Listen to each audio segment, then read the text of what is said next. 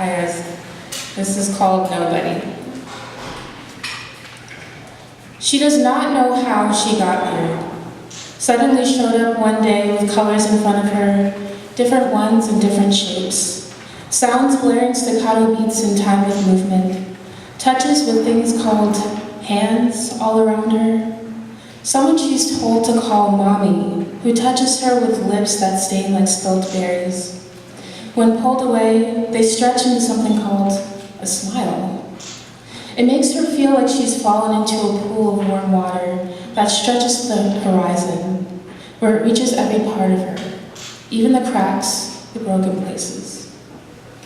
Mommy starts reading her stories with chapters when her arms and thoughts get big enough to reach for impossible dreams that are not yet impossible. She is led into lullaby nights with her head in the crook of Mommy's arm, her pajama butt sunk into a perfectly sized lap, her head on a chest that vibrates words with unknown meanings, whose buzz next to her cheek keeps her feeling like a flame on a blizzard day.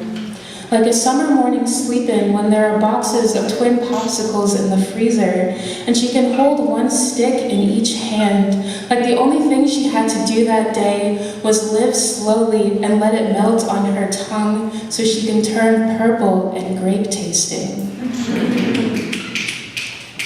No one can tell her how she got here, between walls with sun slits pouring onto the floor, suspending bits of dust in mini alien abductions through cracks in the blinds. Buzzing static pouring from the television in the corner. It's older than she is, but so is the soul of the one beside her, the one that only she can manage to see. She believes that perhaps he's the one that's supposed to be the other half of something. When she tells Mommy about him, Mommy says she's talking about nobody.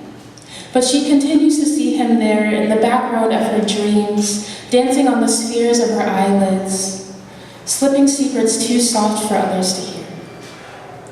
She knows that nobody is real because every time he's with her, it's like brown sugar air in a Sunday morning kitchen, caramelized on top of peeling butter rolls and seeping into the cracks of baby tooth grins and sticky hands.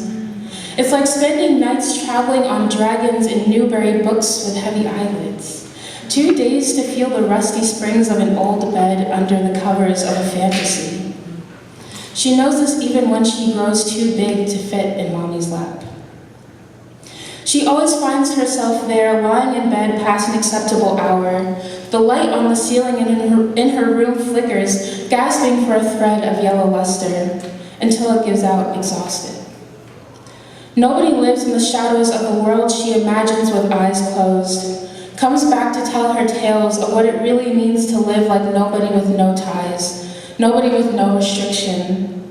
On rough nights, nobody fits himself between lines of endless text before tired eyes, talks to her in radio tunes that remind her of Mommy's chest-humming evenings. By now, they all seem to have turned themselves into scattered memory. All those times when her beliefs extended into a forest of trees with infinite branches. With nobody, she's living on the cusp of something, some indescribable feeling that she heard might be called love. And all she wants nobody to tell her is love like popsicles? Is love like storybooks and goodnight kisses? Is love like a rested morning? Does a nobody love?